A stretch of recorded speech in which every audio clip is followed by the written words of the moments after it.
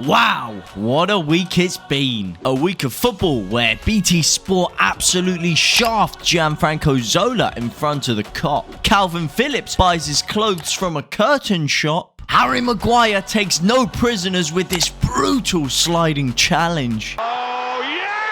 And Jack Grealish leaves his former employers in the mud, signing a 7-figure deal with the Italian outlet Giants. Hey guys, boy JT, welcome back to another episode of the Week of Football. The series, of course, we'll go through everything happening in and around the world of football. And we have a little talk about it.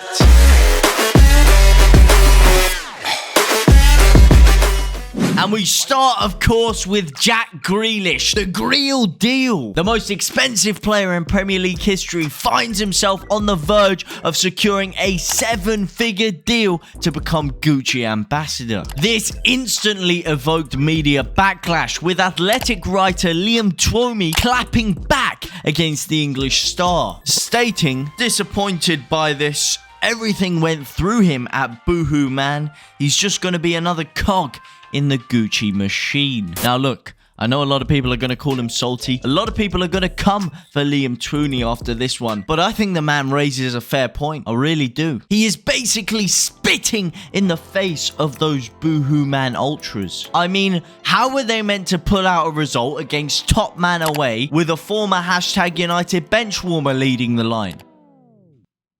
He's left them in the mud there. He's left them in the mud. Although it might not actually even be Liam that you should be angry at. Because rumour has it, Liam's Twitter, just like many others coming out against the English star, were actually mass hacked and in the control of one very angry Alan St. Maximin. Yes, rumour has it the French star was absolutely enraged that he'd been snubbed to the Gucci deal. The Gucci deal that he'd laid the groundwork for a good 5 years ago. I tell you, if I was him, I would be sick to my stomach. He was repping Gucci before it was cool. I tell you, man, he has been absolutely shafted by Newcastle. From playing for a team that's in Europe to being thrusted into a Steve Bruce side. From the beautiful beaches of Nice to the wet, dingy streets of Newcastle. And this is the worst part. From wearing Gucci headbands to Slazenger ones. To be fair, I can't blame any media outrage. A shock mid-season transfer like this was always going to have the media in a frenzy. But personally, I can only respect it.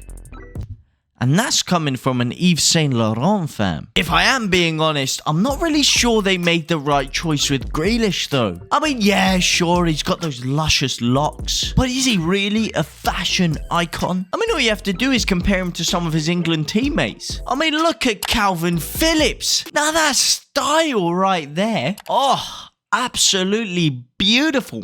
Mwah, bellissimo. That's right, Kalvin Phillips is finally back off the injury table and fresh onto the catwalk. I mean, come on. Look at the crepes, man. They look like two soggy flaps of poppadom that he's wrapped over his feet. Oh, what the hell is he wearing, man? Oh, man. Look, I love Kalvin Phillips more than anyone. But what the hell is that?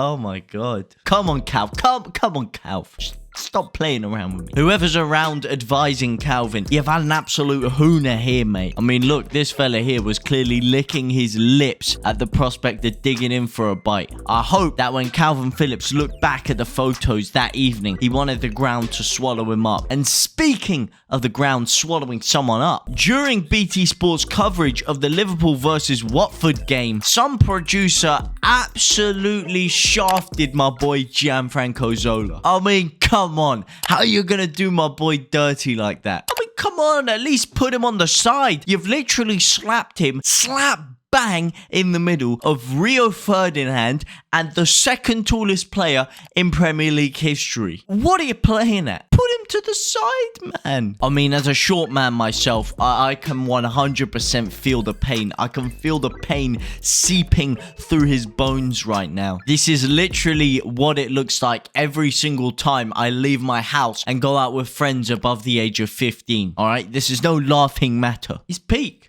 It's peak.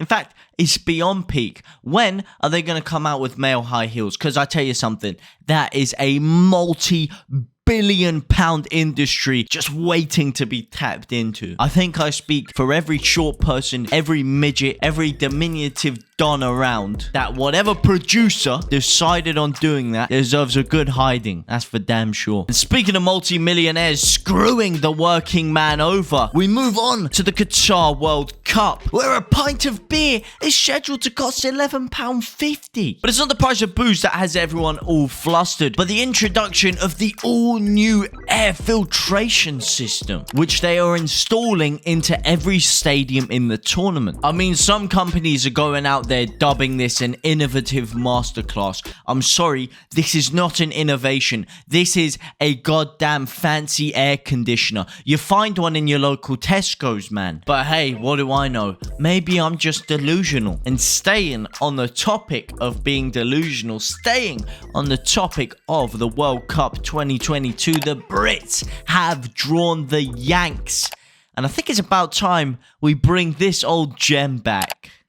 I mean, yes, couldn't agree more. I don't know where the hell they found the columnist to write this, but whoever it is should have been sacked the next morning, ASAP Rocky. They deserve to be sacked more than that producer from BT. This was, of course, the game where ITV didn't even show England's goal because they decided to cut to an ad break midway through the action of the game. Something Everton fans wish happened to their games on a weekly basis. The World Cup draw also saw the return of the El Shithouser code as Luis Suarez and his Uruguay side reinstate their rivalry with Ghana. And I, for one, think that Ghana may need a helping hand when it comes to getting out of that group. They've certainly been thrusted into an unfortunate situation. And speaking of being in an unfortunate situation that you didn't ask for, this local Karen found herself stuck on a train with a bunch of boohoo man ultras. And it's safe to say the transfer news about Jack Grealish had got them all riled up. Karen is a wanker! Karen is a wanker! Is this fucking